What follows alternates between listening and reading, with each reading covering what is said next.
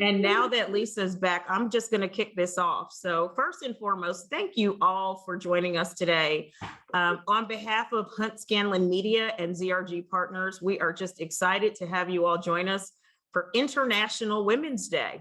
And it is such an important day for us to celebrate. You know, women are critically important members of history, of the present, and the future. And we are certainly capable of leadership. We are certainly capable of being learners and ever present in society. And so we wanted to ensure that this particular webinar was brought to you on International Women's Day with phenomenal women to share their experiences around diversity, equity, and inclusion.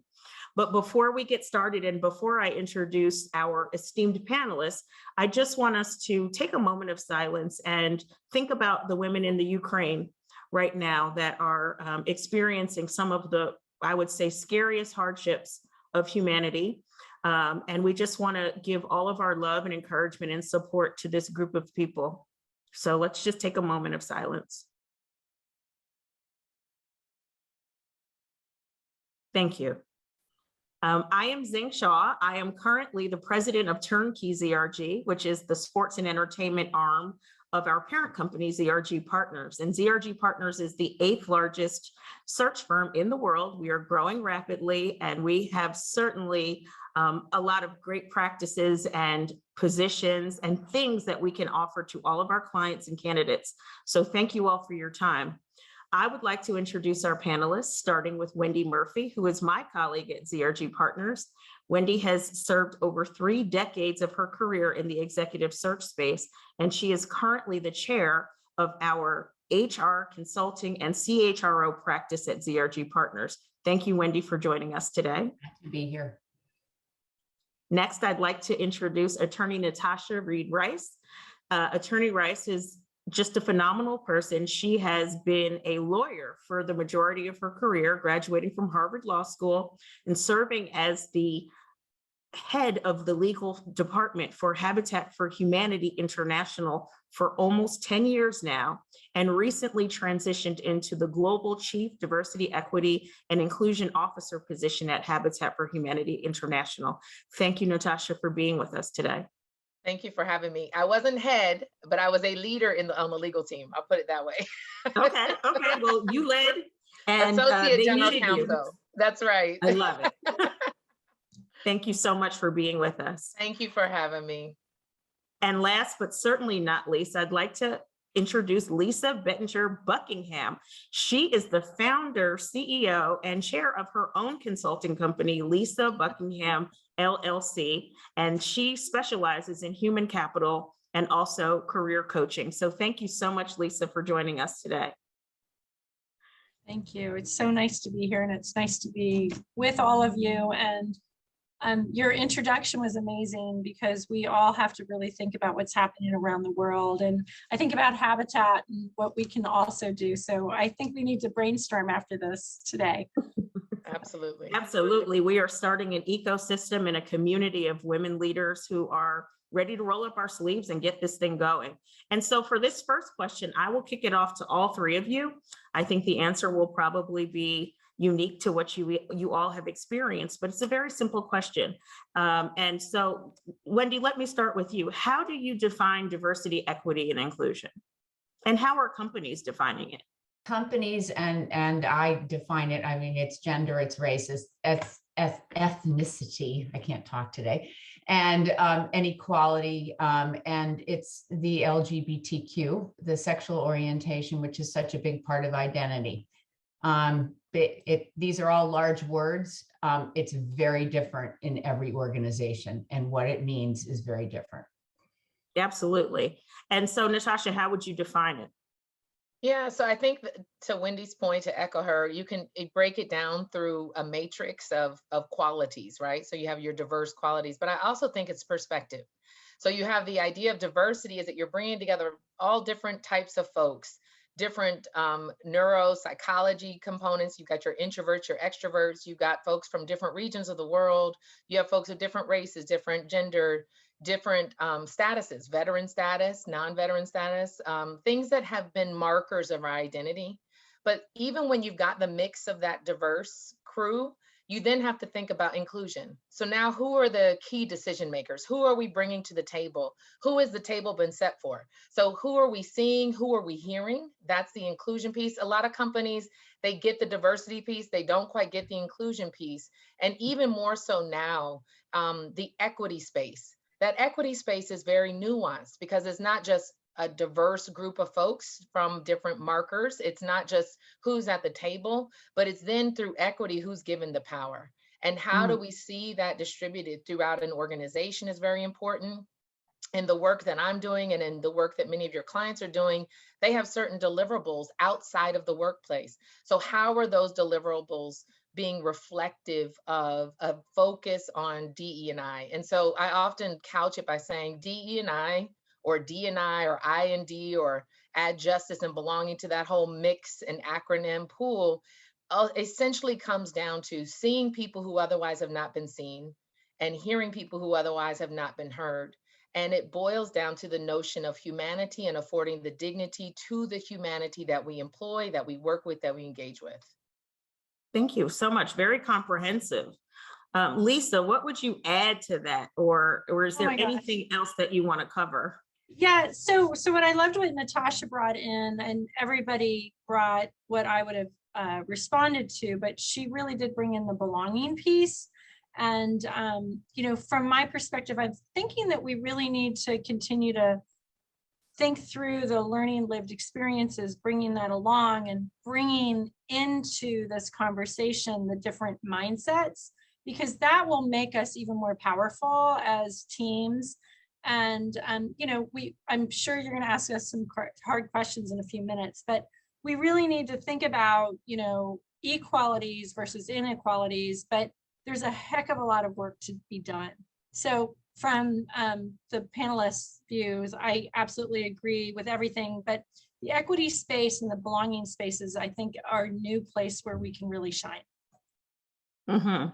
Yeah. So what I heard from you ladies, all three of you, is that essentially there are things that we are born into this world with. There are qualities that we cannot control, some of those being our gender and our race, but there are things that we can control, and how we treat people, which I think is the inclusion piece that you all referenced. That is all under our control, right? And so, Natasha, you made a point about companies understanding what diversity is, understanding that there is difference, and perhaps we need to figure out how to attract different types of people to our organizations. But I guess another question for this group is, how do we go beyond managing difference or diversity to leveraging those qualities in people? So not just checking the box and saying we have a certain amount of women or a certain amount of people of color here, but how do we leverage what those people bring to the table? And I'll start with you, Lisa. Okay, so this is like game changing that you're asking the question. So from my perspective, this is really about, you know, having leaders that have an open mind, but there's leadership development, there's accountability. We have to talk about that. From that perspective, we need to ensure that we're asking as leaders the right questions that are bringing people along and they're inclusive, and that we're helping individuals feel very open and comfortable and safe to answer those questions at the same time. The other, you know, from my perspective on the inclusion piece of this is, you know, we can manage, we can leverage, we can provide access, but we really need to put the heavy lift into this from the standpoint of, are you sponsoring, you're advocating, are you mentoring? What does all of that mean? And let me just tell you, you know, everybody should feel that they can be themselves in the work environment and in the world in general. And, you know, so from my perspective, I'm going to just keep, you know, building on what we've talked about on the difference of the mindset. I think organizations become way more innovative when we push ourselves with different mindsets, being safe conversations, having ways to, you know, really push those conversations. So I you know, for me, it's, you know, every person is special and they come to the table differently and they come to the office differently or on Zoom differently, even when our videos don't work. But, you know, at the end of the day, I think that we all need to make sure that we are bringing other people along, and especially on the day of International Women's Day, I think about, it's not just women, and we'll talk about diversity in a very different way as we unpack this conversation, but our jobs are to bring people along and celebrate their successes and their gifts, because we don't offer all the same things. That's absolutely correct. And we do need to find ways to celebrate one another. I think that's what keeps people motivated, right? When you know that your colleagues care about you and they accept you as you are, and vice versa, it makes for a good corporate culture. Wendy, what else would you say about leveraging difference? How can companies do this? Thinking about something you said a while ago about belonging, and I was really honing in on what does that really mean? What that really means to me is, geez, there's a spot for you. We're all sitting in a conference room and maybe there isn't a seat, but I'm going to make one for you. I'm going to bring one in and I'm going to say, you know what, you do belong here. And while we are different, you belong here. And the other piece that just sort of comes to mind for me is about bringing your whole self to work. And the environment has to be created. I'm a big Kurt Lewin fan, and behavior is a function of individuals in the environment, and the leader sets the stage here for the environment. And what does that actually show up like? What does that look like? And are we doing that? Are we looking at behaviors? Are we creating an environment that is accountable, meaning we can count on each other, not I got you by the neck. And I guess it goes, and I'm going to go off now. Zhang's going to bring me right back. But it goes right into culture, right? And in my opinion, it really starts at the top. And thankfully, we've got some of these requirements with NASDAQ and FTSE and California demanding that we have diversity. And what does that actually look like? And how is that going to bleed? But all of this, in my opinion, starts at the top. And I mean, Zhang, you're the expert from, your sports days and also, Starbucks and where you are now. And you all have been on this journey. Lisa, you at Lincoln, when you ran all of HR and communications and all of that, it's all part of it. And I'm just the bystander here, but I'm learning. And I've been a student of Zhang's at ZRG, and she's laid out our plan. So we have one at ZRG too. So. Well, listen, Wendy, everything that you say is valuable. One voice is not trump another voice. We all have something exceptional to bring to the table. And I love what you just said when you talked about leadership accountability, because we do know that a lot of this starts from the top and it sets the tone for what trickles down below. And so, Natasha, this question is for you. How are companies training their leaders and employees to work together more effectively? Yeah, so I think you and I have had conversation on this, and a friend of ours uses this phrase quite often, is that this type of work can't be managed, it has to be led, right? It's that idea that it has to be led first. And so just like any major strategic priority in an organization, you have to set the tone at the top. So the first step in this work really is to have the sponsorship from the most senior level leadership of the company, the organization, or the effort.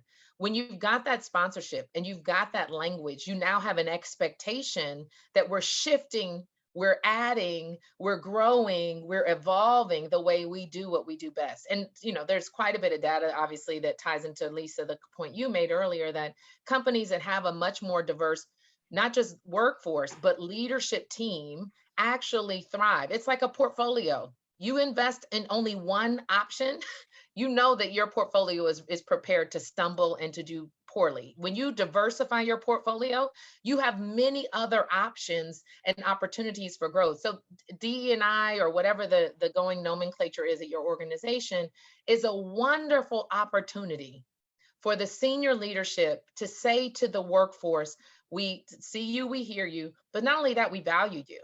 Like, one way that I like to talk about inclusion and belonging is not just that we've made a place for you at the table, but when you come to the table, you feel like you are expected, right? It's one thing to visit someone's home and to crash the party, And you're like, you whisper, could I just have a glass, right? It's another thing for you to go to someone's house and a party and they're like, oh, your plate is already set. Like you are set up for success. And that's one of the things that I think we have to focus in on the training. It's one thing to put out a statement, right? From a leadership team that we're focused and committed. It's another thing to say, not only are we focused and committed, but we're setting this effort up for success. And, we look at this industry and we see there's so much turnover, right? Part of the reason there's so much turnover is a lot of organizations give lip service to it. It's the flavor of the day. DEI is the new black, right? As we think about different ways of how we think about it, right? But if we actually are saying as an organization, we don't only put out a statement, oh, I'm committed. And in order to be committed, it requires the authentic confession. I've tried to say this in a lot of places, and a lot of companies, organizations, and leaders, especially male leaders, I will say, just culturally speaking, are not as comfortable saying what they don't know. Like we know in a lot of women's leadership circles, we now are talking about the power of vulnerability. Very few men talk about power of vulnerability because for them, that's telling your board, for instance, that you've got a weakness. But we've got to really shape the new narrative through even the work of DE&I to say, hey, realizing what we don't know is exactly where we have the greatest opportunity to grow. So many leaders in this space, like listening to you, Wendy, just say what you said, right? To Zing, I'm learning. If leaders could be in a constant space of learning, just like they are with their industry, right? We're constantly, as a leader, you've got to constantly stay curious, learning, the growing edge, figuring out what you don't know, finding ways to expand it. It's the same in this area, right? This is just another growth strategy for every organization we're a part of. So why wouldn't we look at it with the same seriousness and the same commitment and the same opportunities to set it up for success? One last thing, I know I'm being long-winded, but I love this part of the conversation because this is where we get beyond the feel good, squishy, mushy, all that. No, this is an essential component to the success of any business from this day forward, right? And if we begin taking it with that type of seriousness, we completely transform the way we do what we do as an organization, as a business, as an individual leader, and who we're able to bring on our team. When we begin to dust off our old stereotypes and notions, all of a sudden we realize what we've been missing is right in front of us. The special sauce of an organization is the ability to tap into the giftings and the strengths of your employees. And there's so much work being done that's written on that. That's one of my favorite is a Harvard Business Review article on creating a purpose-driven organization. And that's in the nonprofit and the for-profit. And they say, when you do that, your folks work harder, they work longer hours, they're more fulfilled, they go beyond the bottom line, and they then overcome the self-interested notion of protecting themselves because they know they're valued and they're worthy. And all of a sudden your organization begins to thrive. You begin to do better, you hit your marks, you pass your marks, all of those components. When we talk about diversity, my last statement on this, it's so important for folks to all feel like you made this comment, Wendy, that they all belong to this conversation. Right? This is not just my conversation because I'm a Black woman. When I first started this work within the Habitat context, because I'm the first person in this role at Habitat, there were white men who came to me and said, well, I'm sure you don't want to hear from me. And I'm like, I absolutely want to hear from you. There's no diversity without you. Like diversity is not everybody who's of color or everybody who identifies as a woman. Diversity is everybody. Now, how does everybody figure out how to get along? That type of training that begins to break down those barriers and humanize us all into the place of learning and curiosity and not knowing and not being the expert opens the door for us to thrive. Natasha, I have to just add, thank you for all of those words because it's so true. And it has to be uncomfortable on this journey. Not anybody has all the answers, right? I mean, at the end of the day, this is what we really have to work towards. And there has to be, and Wendy talked about this, we're all on a learning curve, right? I mean, all of us. So from that perspective, and I would just say that, not every meeting that everybody walks out saying we all agreed with how we acted, how we spoke, what we agreed to, how we even got to an agreement. And this is the beauty of what we're talking about today, because now we're giving ourselves permission to say we're all learning, but we were all trying we hope, to get to the right answer and to be way better business partners, better leaders. And, let's sprinkle in some fun along this way too, right? I mean, at the end of the day, it's not every day has been fun in the past 3 years or 100 years. And I love everything you're saying.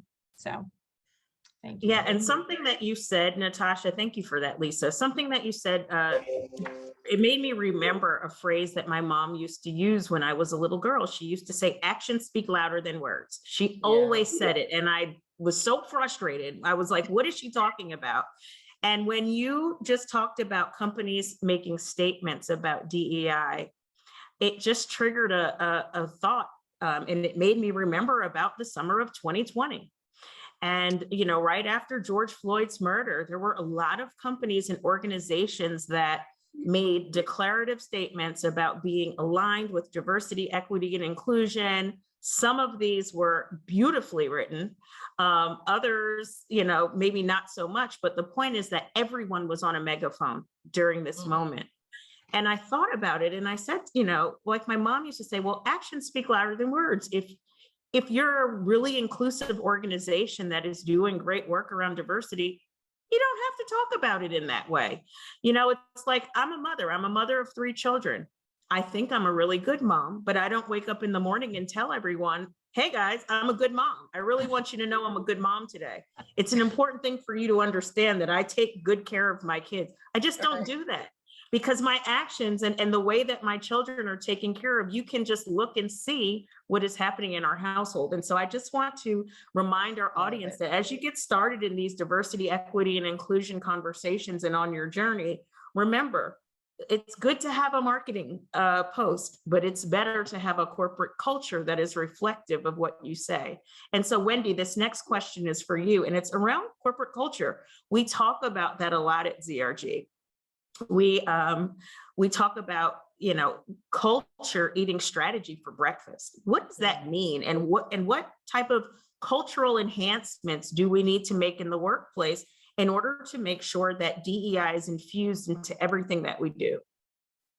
Well, it's interesting. I'm gonna go right back to you, because one of the as I was preparing for this, and as I said to all of you, I'm on my own journey, and this is a new event for me. I've always been committed to this. And I think because I'm in the HR leadership practice here, we've been doing it for 20 years, right? We've been doing it for 25. It's always been there. But I thought about it being about measurement, and what is measurement? And measurement, is it numbers? Is it NASDAQ, board members, or is what you wrote for us about the 3 pillars that we use at ZRG? Advance our culture of, and by the way, Zing doesn't know I'm doing this. Advance our culture of equity, inclusion for all ZRG colleagues. What does that mean? Every colleague would recommend ZRG as a great place to work because it's realized in culture. And, culture is practiced every day. Culture and takes over. And if you don't monitor and you don't lead, back to what Natasha said, it's leadership here. And you know what, we have to lead ourselves too. And to the frontline employee all the way to the CEO, I have to lead. Integrating DE&I throughout the business to achieve operational excellence. Now that tells you something a little different. And increasing thought leadership, innovation, and profitable sales growth. What does that mean? What does that show up like? We're not going to fix every organization has their opportunity for continuous improvement. What does that look like here? And we're not going to do that without really leveraging and building in on these tenets. And then create inclusive experiences that deliver best moments for clients and communities. And we need to, and Zing has put this forth as our big vision with our CEO, Larry Hartman, every client feels uplifted through each interaction with our colleagues. That is, my sister always used to say growing up, Wendy, love is a verb. And I will say that diversity, equity, inclusion, belonging, justice, those are verbs. And they have to be lived and realized, like Natasha had mentioned. That is beautiful, Wendy. And exactly the direction in which we're headed, which is holistic, right? So not only did you talk about our employees, but you also talked about our clients, and you also talked about our communities. It has to be an ecosystem of success. It just can't be one facet of the way that we run our business. Lisa, this next question is for you. There are companies that are getting involved in DEI right now, but they are still missing a lot of things in their strategies. What are they missing? What are some of these companies still missing? Well, they're missing their employees' voice, their customers' voice. If you really think about it, from the standpoint of, what is their culture today? Where do they want to go? And, look, I'm going to be a little provocative, like building a DE&I and belonging, like real culture. It's hard. It's hard. And that means you have to invest in learning about your organization. You need to learn about your employees. And, from that standpoint, at the end of the day, some of these are zig and zag. I remember when I was at my last at Lincoln, I talked about George Floyd's murder. And I remember I got slammed from an employee that said he wasn't murdered. And I'm like, oh, okay, so bringing social justice and injustice and politics into all of this, if I wasn't able to speak who I was as a CHRO, that would have been a really hard thing. But if you think about what are the values of the organization, what's the investment in going to historically Black universities? What is it about going to really diverse places to recruit? Like, let's just like blow it up and say we're going to be different. So to answer your question, it's around mindset. It's about values. It's about culture.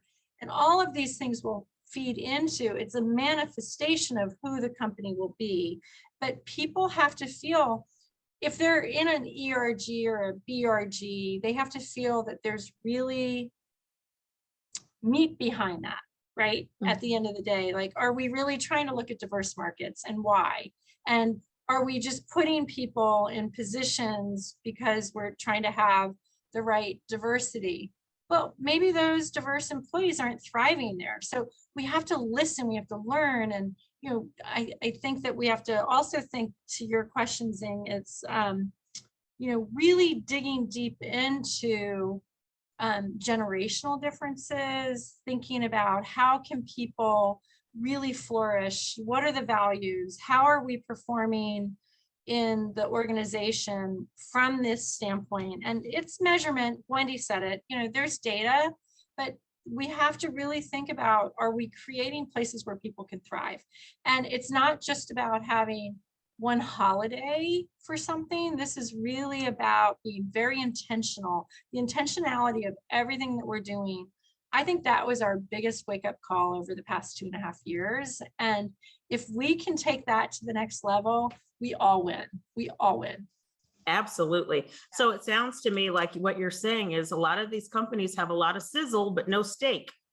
I completely agree. Completely agree. But by the way, that's where you get into a one-liner. Natasha loves a one-liner. Oh, she does. Well, I love Natasha already, so we have to hang out. But here's where I say put measurement into your incentive plans. And the board has to be involved and be very intentional. You have to have the leadership team aligned, and there's going to be consequences. So, that sizzle piece is really important. But, from a moment of branding, to get people aligned to what we're talking about, but it's the actions, it's the data, it's the results. And are we showing up very differently? And, I have to say, from a CSR or ESG perspective, a lot of people are still tracking what organizations stated during George Floyd, during everything. Yes. And they're going back and correlating, well, what have you really done?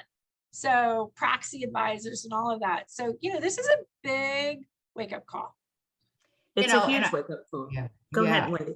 Oh, yeah, I was just going to say, when you tie this to, CEO comp, we're going to see a monumental difference. And, and for two reasons. I'm not calling every CEO greedy on the face of the earth. And I didn't mean that. But what it's really going to say, I want to perform. Every CEO I know overachiever, and all they want to do is win. And that's what you need in that spot, in winning in this ESG piece of this, you know, be it DEI, ESG, as they bleed together so nicely. What should that look like? And those numbers count. And I love that we're getting serious about that from an investment standpoint. When the investor community is talking about this, it's to your point, Lisa, it's big deal. Yeah. And employees will stay with that organization. They will stand behind it. They'll be a better, whatever their role is in the organization, if they actually believe that they've got the support. And it's not just about,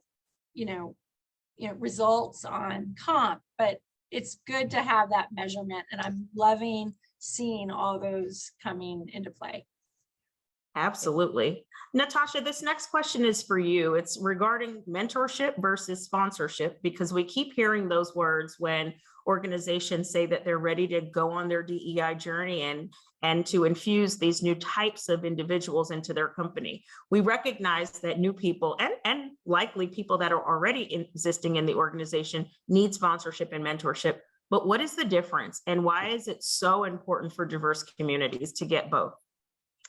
Yeah, I will answer that, but I will say, since you say I'm a person of one-liners, that measurement component is essential, because you measure what matters in an organization. So if you're not measuring it, it doesn't really matter.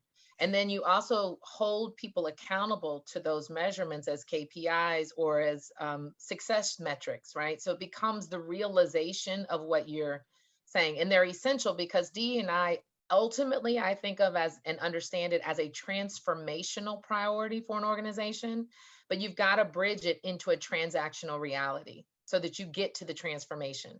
And one of the bridges to that is a change management strategy, because you're going to have to shift the way we manage, the way we do. So having a clear kind of change management component of getting us tactically to the transformation is essential.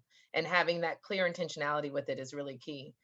One of the aspects that complements a change management strategy is that a fulfilling mentorship program. So a lot of companies jumped into kind of the mentoring space. I remember early in my career when dealing with D&I became, oh, we need a D&I mentoring program. I come out of a private law firm context. So it's the sponsorship mentorship distinction is very real in that situation. So how does that look? The mentoring is, establishing some new relationships between people who may not have been linked before, that might have something to do with the area within the business structure that you're involved in, might have something to do with a woman wanting a female senior lead as her mentor, or a male senior lead as their mentor. It's a very relationship rich strategy, right? Oftentimes one-on-one mentoring is very difficult for some folks because you have to take into consideration extroverted, introverted, the ways in which you connect. So I often have seen mentoring circles work better, where you might have two mentors and a circle of about 5 to 6 mentees. Those conversations are very enriching. The difference I often see between a mentoring and a sponsorship piece is the sponsor doesn't have to have a strong relationship with you, but they're the ones that set you up for the home run. They're the ones that give you access to building your own book of business within an organization, or who are on the kind of high level view of realizing where an opening or opportunity might be for a certain person to have access to success and access to growth and access to promotion. I often see that sponsor person as kind of someone who's looking at a high view. A mentor person is meeting you where you are to help you grow, to meet the expectation of a sponsor, to catch the eye of a sponsor. Those people could be the same person. It doesn't mean they have to be separate, but it's just there's a different role that you play in that relationship. So I think they're both important.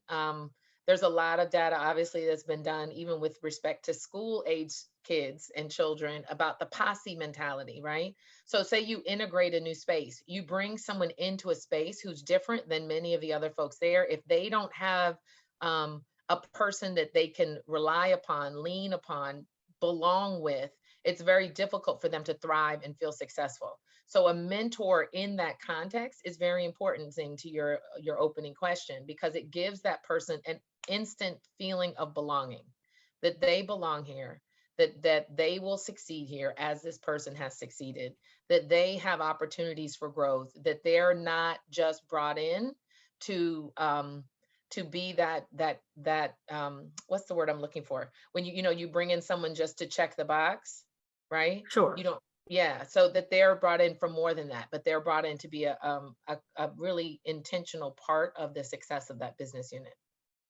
Thank you so much. And I hope our Token, audience that's the word. I'm sorry, token. Tokenism. That's how you get beyond Absolutely. tokenism into, I right? was gonna say token and I was like, whoa, I'm like, what's that word? I don't want that word ever like spoken, but you're right, Natasha. So Absolutely. And I hope our audience heard that loud and clear. We've got to ensure that there is a mechanism for success when you bring new types of people to your company. It's not enough to just have them there, but we've got to ensure they're successful, and mentorship and sponsorship is definitely the path.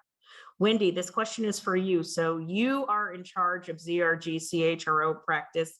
You have placed several high-level HR executives into organizations and had to help out with new leader assimilation. And so the question is for new leaders, when new leaders are hired or promoted, what sort of intervention is conducted to ensure that they are successful on their teams and that diversity is being managed effectively? Well, it really starts, in my opinion, with the search itself. So when you think about placing people in, one of the biggest pieces of this is understanding the board's commitment. So I place mainly CHROs. I placed Lisa many years ago, actually, and one of my most proudest. But when you go about really doing a discovery process for a search, understanding what's real with DE&I here, from a board perspective and from the CEO perspective, what is real and what does that look like?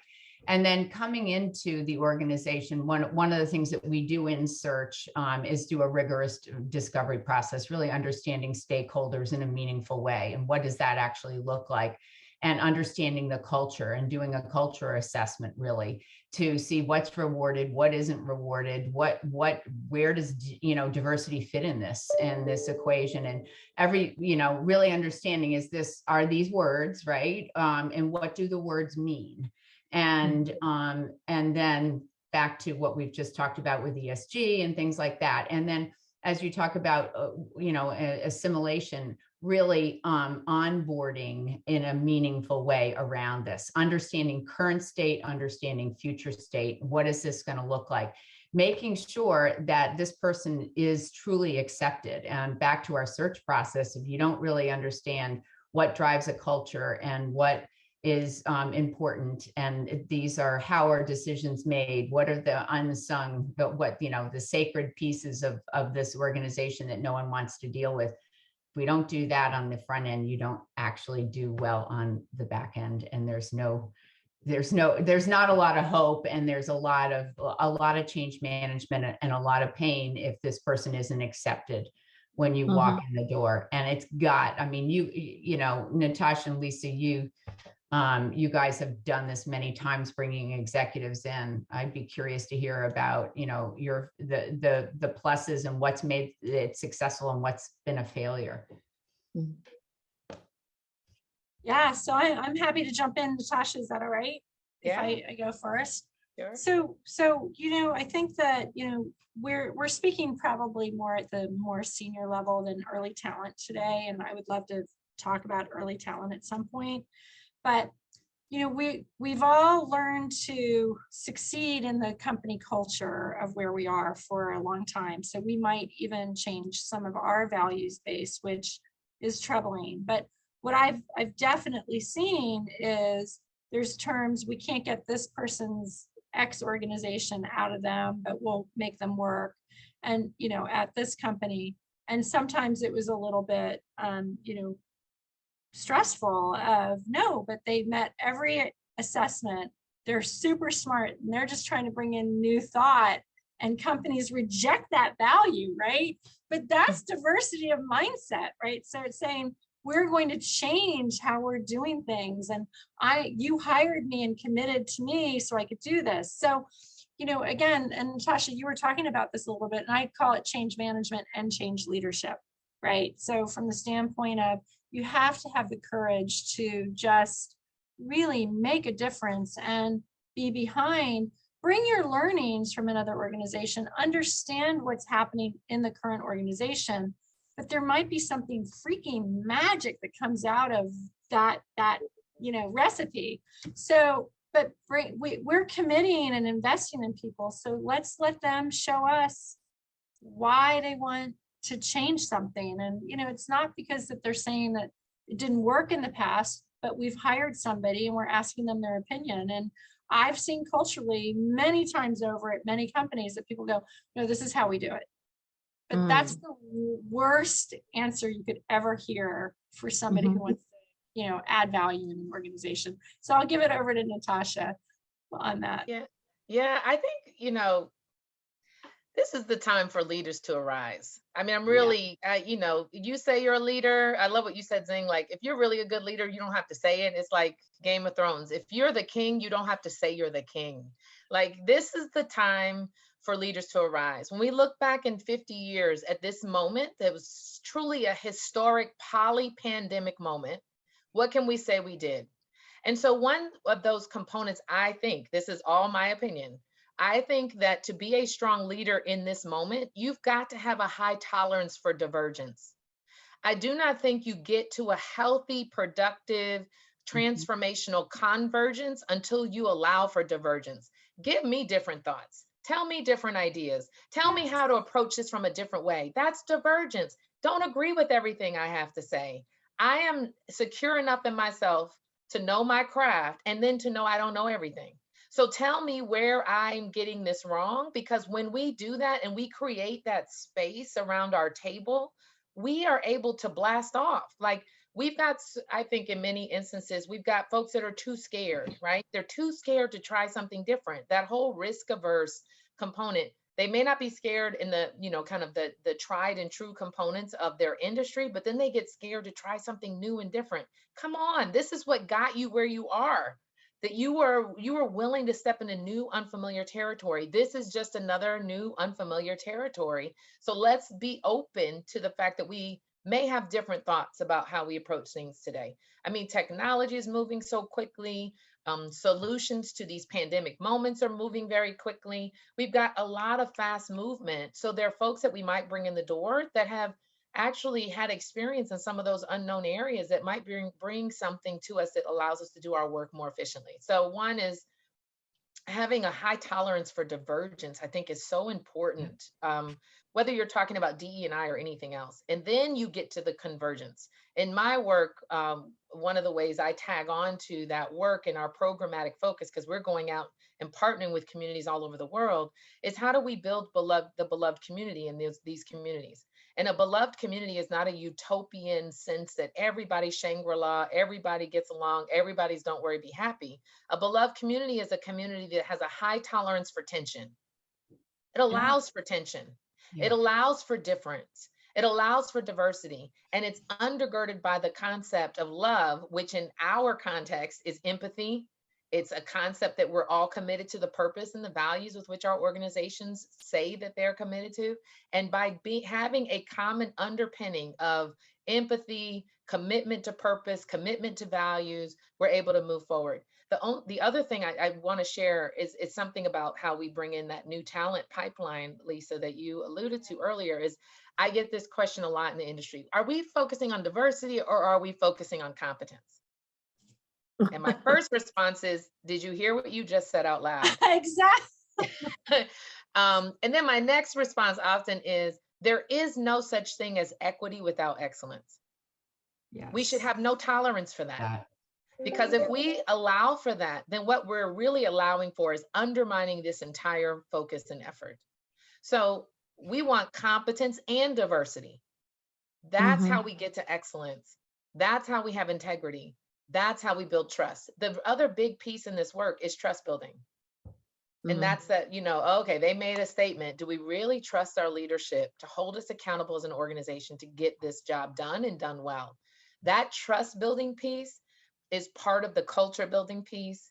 How do we do that? We do that when we have leaders who are transparent about what they've done wrong in this space, about what they still need to learn in this space, and to constantly, I love the refrain, Wendy, of the journey, to constantly remind us all that we're on a journey. Mhm. And it's all of us on this journey. And so let's figure out how together we fly this plane. When you get on a plane ride, if you look around, is very diverse. We don't know Mhm. anybody. It's all unfamiliar. Not one of us is flying the plane oftentimes, so we don't have complete control. Yet when that plane starts rocking and shaking in the sky, I reach out and grab the hand of whoever's next to me and like, Lord, please help us make it, whether we know it or not, we're Mhm. all heading in the same direction. And I need you to make it, because if you make it, I make it. And if That's I right. make it, you make it. We're on that plane right now. We're in turbulence, but all of us need to make this flight, and we need to land it safely. So if we You need to begin write a think book about about it, that. Yeah. Yeah. you I do. love it. I'm I holding love on. it. I'm in my And seat. I'll just say, Natasha, I have a new one-liner because of something you just said. So when you were talking about competence, my one-liner for that is diversity does not equal deficiency. yes, absolutely. Ooh. Yes, I love it. Yes. Love it. So listen, we are winding down. I want to make sure that the audience gets to jump into Q&A, but Lisa, you made a request, and so I'm going to honor that request before I jump over to Q&A. You wanted us to talk about entry-level or mid-level people who are entering the workforce or new in the workforce and have issues around diversity and inclusion. And I'll just tee it up by saying, we are in the year of the employee, in my opinion. This great resignation has given a lot of power to the employee. We've got people that are living in this hybrid world. Some of them are living in a completely virtual world. Back in the day when you were looking for a new job and you were in the office, you had to make an excuse about why you would have to tiptoe out to go on an interview. No one knew what you were doing. Now you can literally click off of Zoom and click onto your interview and nobody knows, right? So the fact that employees have so much power, they're asking for a good, strong culture to come to. And they can tell whether or not that culture is strong, whether you're virtual or in person. And they're also asking for diversity, equity, and inclusion. We hear it all the time from the clients that we serve and the candidates that we are helping to place. So Lisa, tell us, what is important to these entry-level employees and what can we do to ensure that we're creating an environment for people that are new in the workforce? Yeah, so I was writing down several words with everybody that was speaking today, and it's really trust, it's accountability, holistic, as Natasha said. And what I worry about in this conversation, and I'll get really straight on it, but the undermining word that Natasha also used is really important, because I think that teams are trying to figure out how to work in a more diverse place. I think that our earlier talents coming in, and they're way more empowered in a different way because we're teaching them that through values and what we've all learned. And, so from my perspective, you help them help us manifest a new culture. Let's ensure that we have the right team constructs, do our performance management processes work, right? So from that perspective, and it's not just about the merit system or the bonus pools, but it's really, from the standpoint of how should we give feedback? And today, many of us are living in these, either virtual or hybrid worlds. And this can be a very, generic relationship, but I feel like I know all of you at this point, right? So I want to know that, our folks that are coming along as early talent, that they're going to feel like they have a home, that it's not a transactional place, that there's a stickiness to not only their leader, but to their brand and to their job, and that they see that the career ladder, that they have opportunities. Because I think it's very transactional right now if we don't do it right from an employer perspective. And so from my perspective, that holistic conversation that Natasha was talking about is really, really important, because you want to create loyalty and love of your organization. Can you imagine getting a phone call? And I worked at Lincoln for 12 and a half years, and I received many calls from recruiters, and I'd be like, I would never leave. I would never leave. Right. And, and my first strategy at Lincoln was to build a DE&I group. And what a gift that was for me, right? And brought in a lot of wonderful people, and we made a lot of people super uncomfortable, and I'm okay with that. That's So okay. that's my answer. That's good work. I love it. Good But work. That is good work. Still, you know, Good but I'm work. on my learning journey. So I love it. Well, listen, we are going to pivot to the audience. There are some great questions coming through. And so I would just say, I'm not going to target these to anyone. If any one of our panelists wants to answer, just feel free to jump in, because these are great questions. So the first one is coming from Kate Schmidling, and she wants to know, how do you get your team members to share more about themselves and their backgrounds to celebrate with the team? We encourage all team members to share specific holidays that they celebrate and cultural traditions, but everyone doesn't participate. So I actually did an exercise like this within my organization, starting, and I've done it at different levels. So starting with our most senior team, and it's something that I think is a great idea, for, especially so we use so much virtual space now to share with each other, is have something like a DEI moment, where your senior leaders are saying, this is where I enter the equity journey.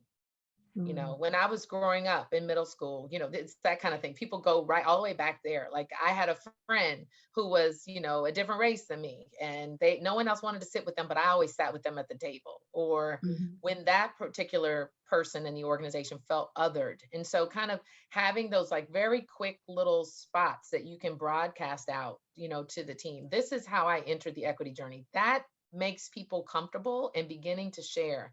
You know, I love like some of our white male leaders. I'm like, let me hear you talk about how you enter the equity journey, because when you talk about that, you're bringing in all these other folks who felt like they weren't a part of this journey, right? Or finding ways that you can start to, Lisa, to the point you've made, why are you uncomfortable with this? You know, I'm uncomfortable because all of a sudden now everyone else takes a deep breath and they sit in their seat and they're like, okay, I don't have it right, and I can join in the effort. So it's kind of those sharing those moments. So DEI type moments, encouraging brown bag lunches on different topics, really bringing your ERGs in, because this is where they can have strategic input. They can host book clubs. We've done quite a few of those. We've done some, our next gen kind of group, our intergenerational millennial group, they led a organization-wide book study on me and white supremacy. It's an awesome book. It will make you uncomfortable, but it helps to peel back layers in their small group conversation. And we had over, you know, we had a small, in one office, over 200 employees that did it virtually, because we did this after 2020 while we were working virtually. So there, you know, all of those kinds of ways you can use to also pulling your, whether you call them ERGs or BRGs or CRGs, so that they actually become change components in this work. Love that. There is another question coming from an anonymous attendee, and it kind of piggybacks on what you just said. It said, we see a lot of ERGs and CRGs being created. However, we are not seeing a truly diverse workforce. We are not seeing diverse leadership groups either. What would you suggest that we do as employees or leaders of CRGs? And for those of us on the call that don't know what we're talking about employee resource groups, such as a group that is focused on women in your organization, or people of color, or LGBTQ, or veterans, or any one of the demographic sets that we have focused on and been very intentional about. And so the question is, if you are leading one of these groups and you don't have a critical mass of these people within your organization, what can you do to make sure that you're truly doing the work, I would say, as effectively as possible? Then can I try to answer a little bit of it? Please, Lisa.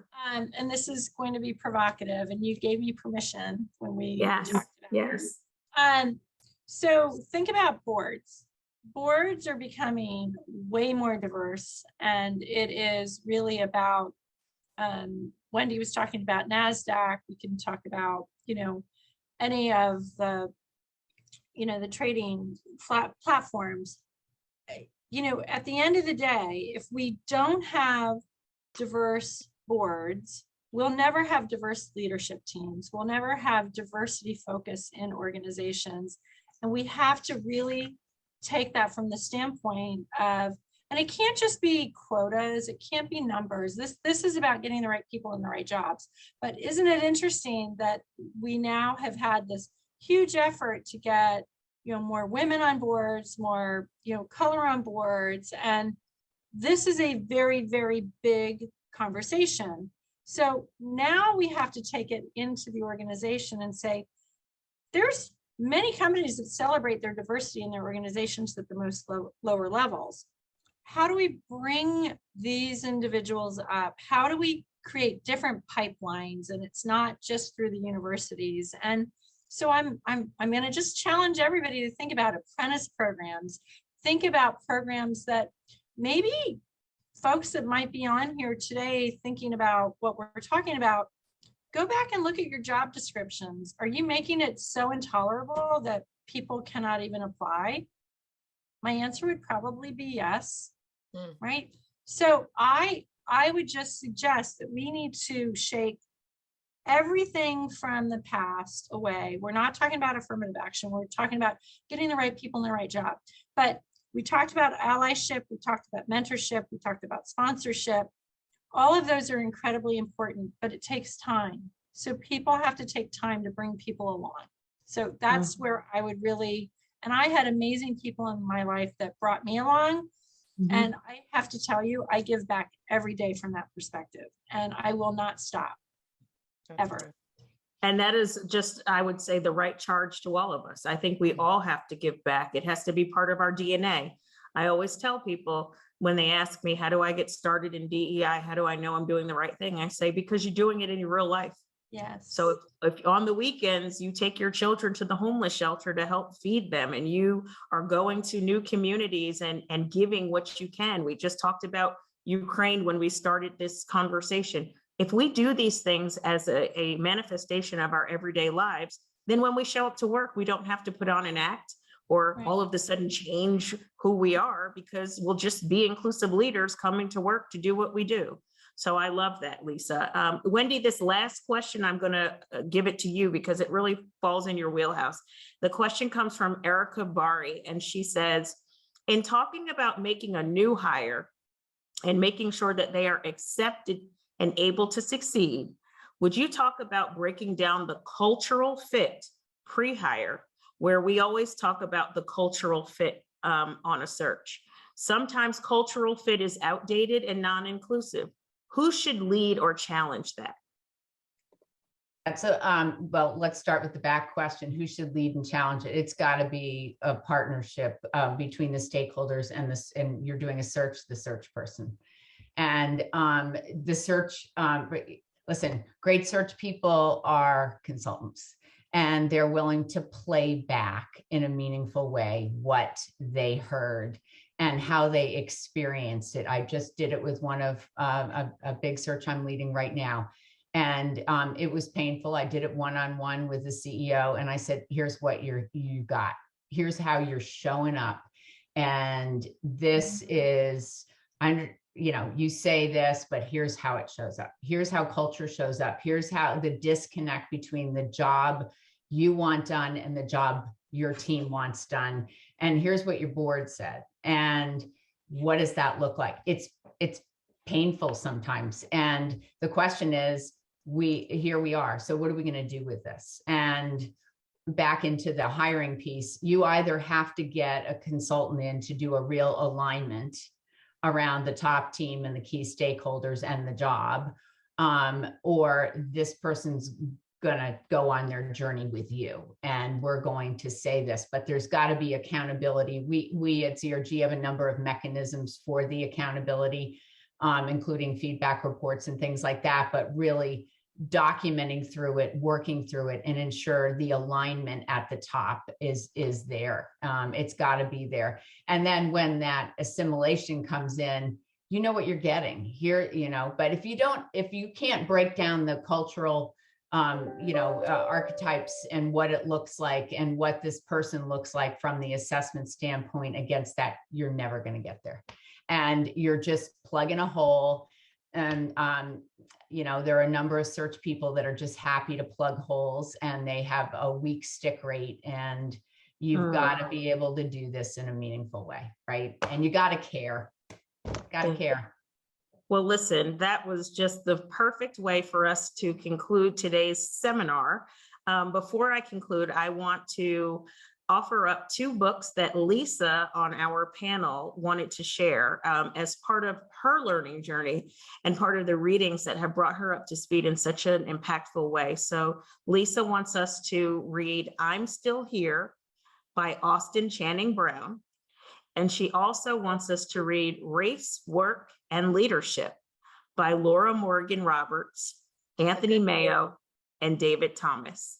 So thank you so much for sharing that. That's, again, Lisa, to your point of making sure that we're all giving to one another and sharing our insights. And before I conclude, I must give a special thank you to Wendy Murphy, to Natasha Reed Rice, and to Lisa Bettinger Buckingham for a phenomenal conversation on this International Women's Day. Kudos, ladies. This was just so fulfilling to my spirit and soul. All of your insights, I think, were spot on, very necessary for the audience to hear, but also giving us a path forward. You all have given us tools and a way to make this a reality in each of our respective organizations. And for that, we are indebted to you and fully grateful. So also thank you to Hunt Scanlon Media and ZRG Partners for hosting this webinar. And I hope that everyone has an exceptional Women's International Day. Awesome. Thank you. Thank Thank you. you. Thank you, Zing. You guys rocked it. Take care. Leadership.